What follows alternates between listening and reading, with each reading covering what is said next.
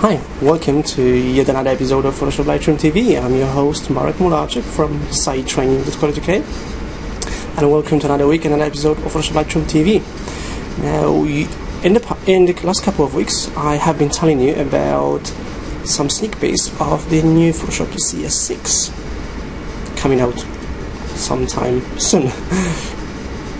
And there's a new video that was created by Brian O'Neill, and let me show you how to find it and how to watch it. It's something really amazing in Photoshop CS6. Okay, here I am. I'm in the web browser. I'm on PhotoshopLightroomBridge.co.uk, and in here I'm going to show you another new video from the guys from Adobe with a new review of Photoshop CS6. If you scroll down on the home page of PhotoshopLightroomBridge.co.uk, you find a post for the sneak peek number 4 for Photoshop CS6. Okay?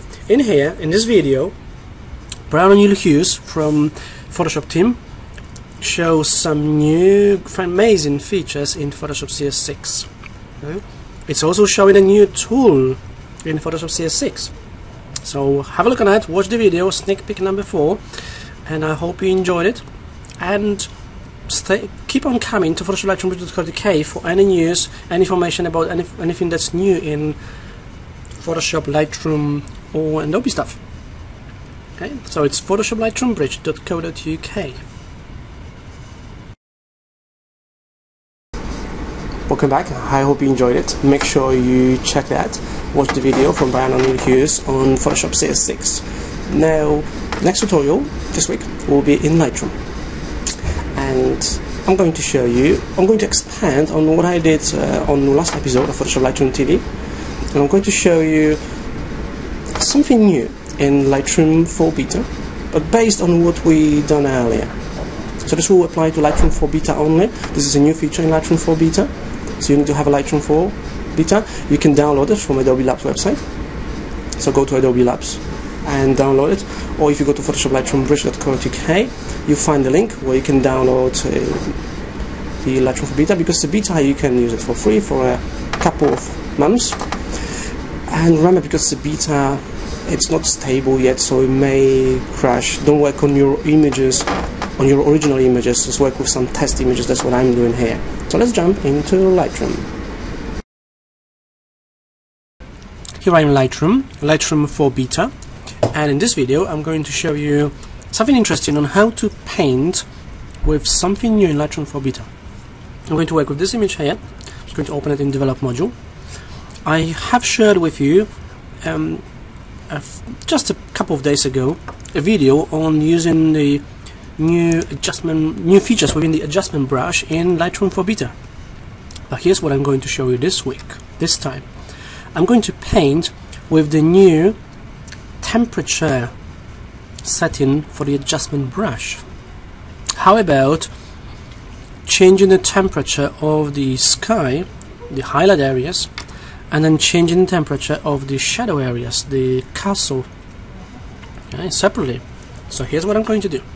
I'm going to set the adjustment brush. I'm using a new brush. Okay, I'll set the exposure to -1 to start with, and I'll decrease the temperature just a bit, and I'll start painting. I'll just check the settings here. Auto mask is turned on, that's fine. Size is fine, feather is okay, so no feather. And I'll just start painting on the sky, on the background, on the highlights. Okay, just a bits and pieces here, okay, on the sky. My goal here is to cool down the sky by using the temperature and darkening the sky a bit at the same time, all using the adjustment brush with the new tint option here in Lightroom 4 Beta. Okay, just a quick change. So now I can still adjust the temperature. So I'm going to turn it down, maybe make it a bit darker so you see better. Okay, and by changing temperature, I'm just changing the temperature of the sky. Now I'll paint on the castle here.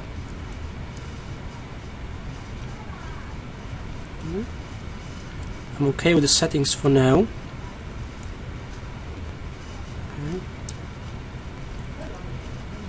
I'm not that precise because I'm just using a trackpad on my laptop for this example. I would normally use a tablet.